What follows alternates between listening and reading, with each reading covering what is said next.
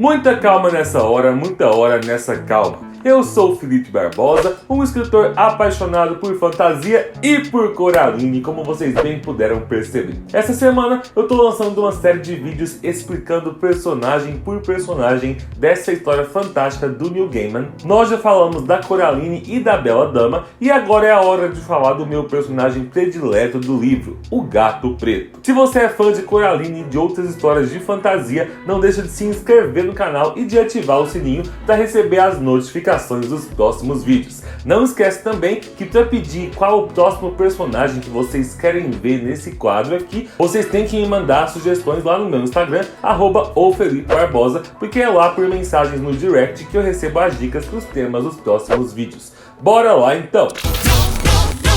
Caso você não tenha visto os meus outros dois vídeos sobre os personagens de Coraline, eu queria reforçar aqui que todas as informações que eu estou colocando nesses vídeos são do livro do Neil Gaiman, complementando de vez em quando com as informações do filme, beleza? O Gato Preto é um dos personagens mais icônicos e misteriosos da história da Coraline. Ele não passa de um simples gato sem dono que estava sempre ali pulando os muros do grande casarão para o qual a família da Coraline tinha se mudado. E a menina só passa a prestar atenção nele a partir do momento em que ela encontra ele lá no outro mundo. Depois dela ter descoberto a porta misteriosa na sala de visitas da casa e ter encontrado a sua outra casa, a sua outra vida, né? E a sua outra mãe, o seu outro pai, ela começa a explorar aquele local, acreditando que todas as pessoas e todos os seres que existem no mundo real vão ter uma versão alternativa nesse outro mundo. Quando ela encontra o Gato Preto, então, ela descobre que ele pode falar, e ela pergunta se ele é o outro gato, ou seja, a versão alternativa do gato do mundo real.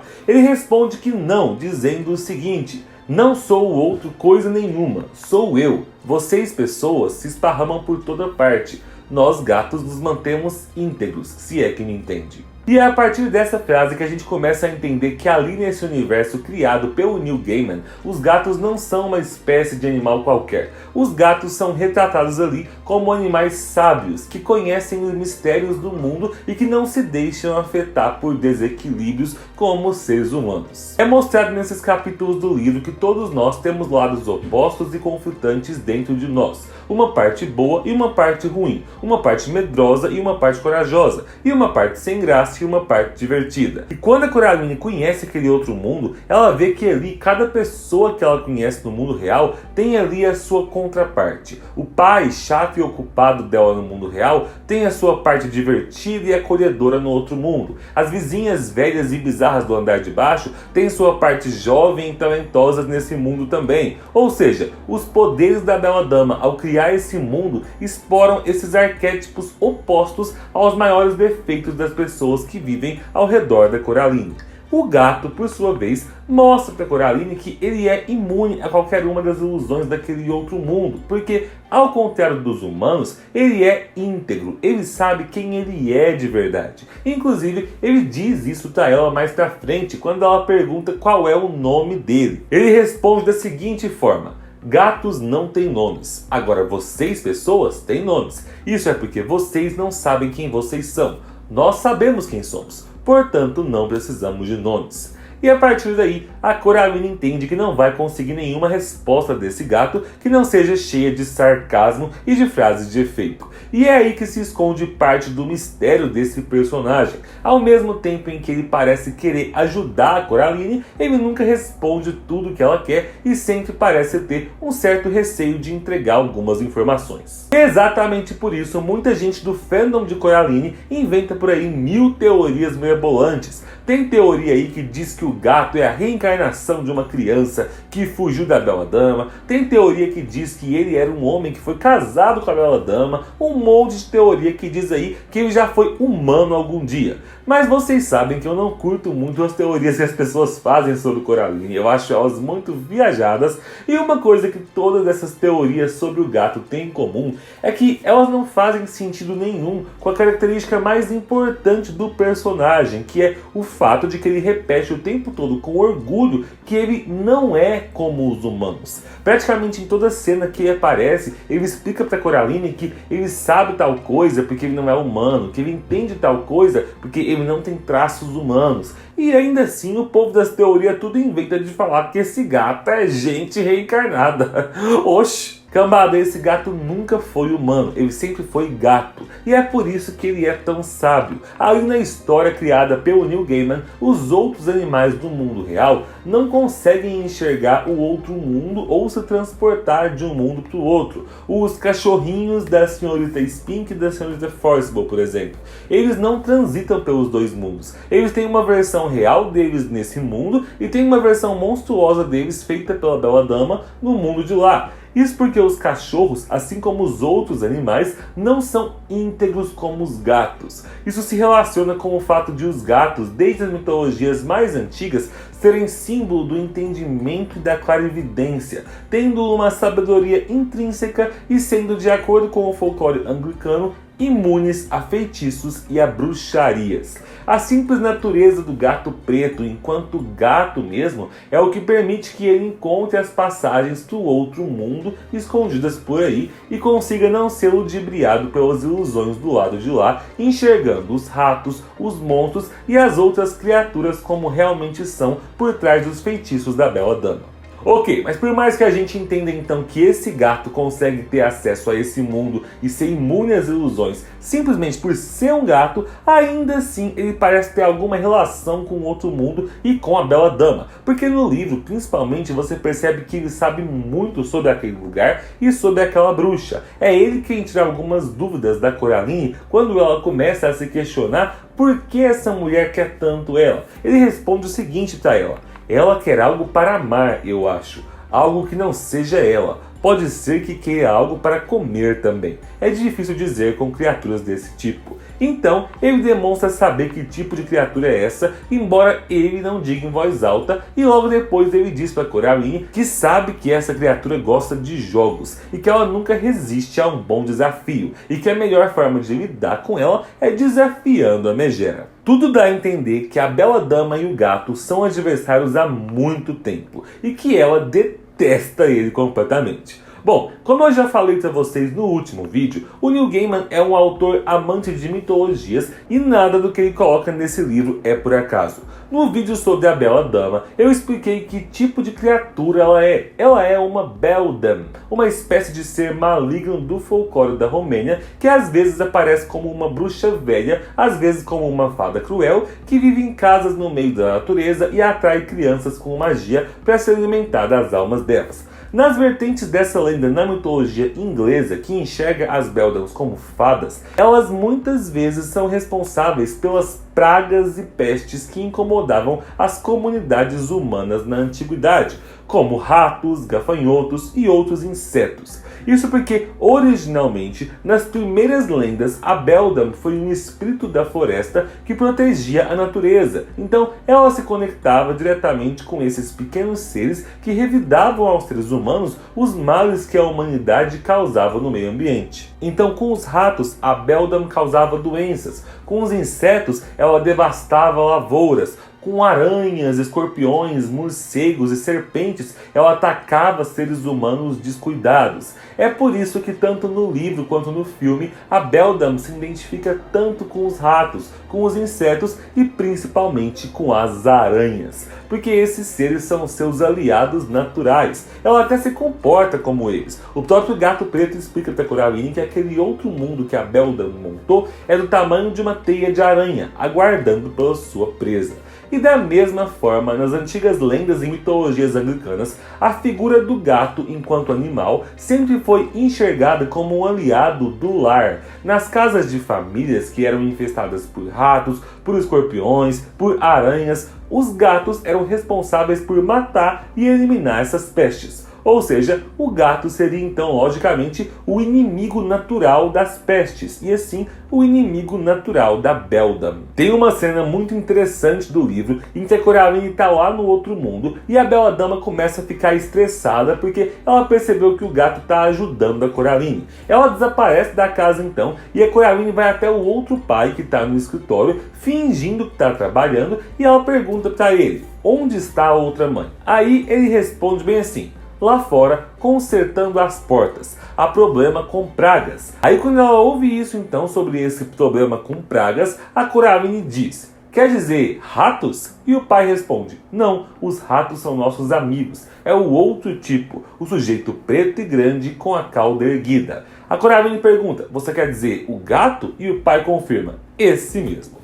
Mais tarde, então, a menina avisa isso pro gato, dizendo para ele que a bela dama estava consertando os portões e portas na intenção de manter o gato fora dali. O gato explica para Coraline que é porque a megera enxerga ele como uma ameaça, porque ele sabe sobre todos os meios de escapar daquele lugar. Ele diz, inclusive, que ela pode tentar fechar todas as passagens, mas que existem entradas e saídas de lugares como aquele que nem mesmo a bela dama conhece.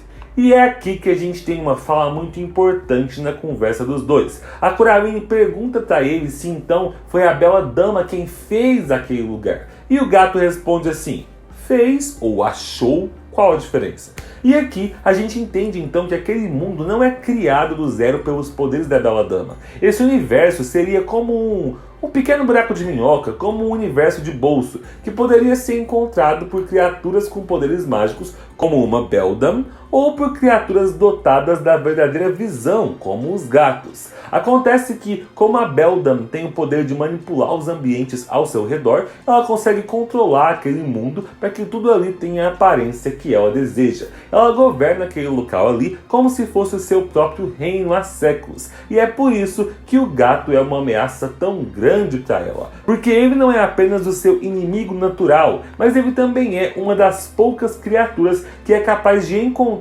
aquele mundo, conseguindo ter controle sobre as entradas e saídas. Na verdade, assim, ele tem um controle sobre essas passagens muito melhor que o dela, já que encontrar passagens e saídas escondidas é uma habilidade natural dos gatos e não das Beldams. E assim, dessa forma você pode tirar duas interpretações aí do livro. Você pode interpretar que aquele gato é um ser sobrenatural e que ele habita ali como arqui-inimigo da bela dama desde o início dos tempos, ou que ele não é um ser sobrenatural, mas que a cada geração, de tempos em tempos, surge um novo gato ali, como se fosse um chamado da natureza, encarregado de agir com essa função de contraponto ao mal da bela dama, como inimigo natural dela. Nenhuma dessas interpretações é recusada ou confirmada pelo livro, então você fica livre para escolher qual você prefere. Acontece que essa habilidade de conseguir encontrar as entradas e as saídas é a única vantagem que o gato tem sobre a bruxa.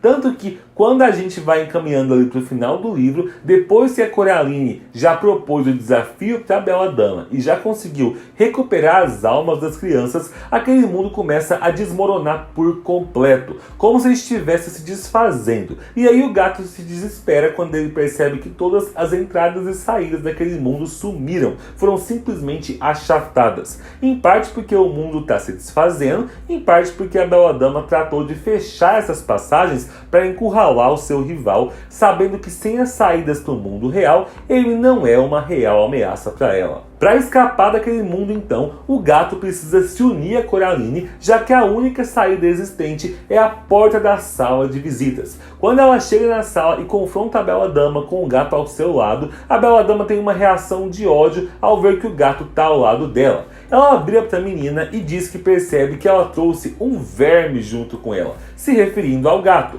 e ele se encolhe, demonstrando medo da criatura, agora que ele não tem mais as suas entradas e saídas que lhe dão tanta segurança.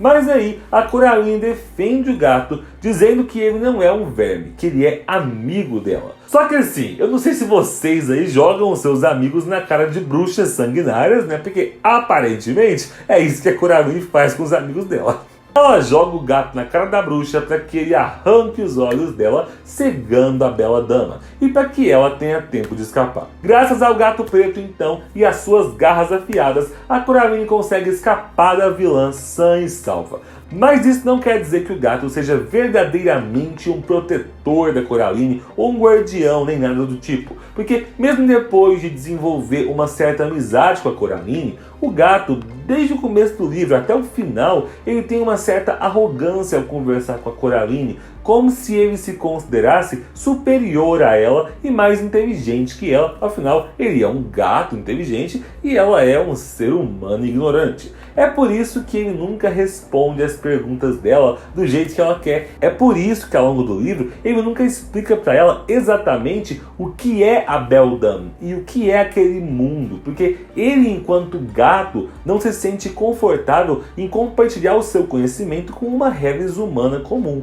Pode ser que esse posicionamento de superioridade e arrogância do gato tenha mudado depois do final do livro, porque depois que a Coraline consegue salvar os dois da bela dama, levando eles de volta para o mundo real e trancando a porta, o gato se mostra muito grato a ela e até deixa ela fazer um carinho na barriga dele. Mas como agora eles não podem voltar mais para o outro mundo, o gato não pode mais falar. Então, os detalhes e segredos dos quais ele tem conhecimento, que ele não revelou para Coraline antes por pura arrogância, ele não vai revelar nunca, porque agora ele não fala mais. De qualquer forma, esse personagem do gato não foi colocado na história para trazer respostas de fato, e sim para trazer esse clima de mistério e sarcasmo que o Neil Gaiman adora. Por fim, para você entender por completo a razão desse gato existir na história, é necessário lembrar que Coraline foi uma história que o Neil Gaiman escreveu para a filha dele, que tinha só 4 anos de idade e que gostava de histórias assustadoras. Ele escreveu então essa história pensando nela como um conto de terror infantil, e aí no conto ele decidiu colocar uma de suas grandes paixões, que são gatos. O Neil Gaiman é um amante de gatos e tem uma coleção desses animais na sua casa. Ele colocou o personagem do gato ali então, porque ele queria mostrar para a filha dele para onde é que os gatos vão quando eles desaparecem e esconderijos misteriosos pela casa, querendo mostrar para a filha que os gatos são animais que enxergam muito além do que nós podemos ver e que estão sempre protegendo o seu lar. Bom, gente, é isso. Essa foi a história completa do Gato Preto, com todas as informações oficiais que nós temos desse universo. Não esquece que se você ainda tem alguma dúvida sobre algum dos temas do universo de Coraline, manda para mim no meu Instagram, @ofelipebarbosa, a sua sugestão de tema para vídeo, que é lá que eu pego essas dicas com vocês. Muito obrigado pela companhia, um beijo e tchau!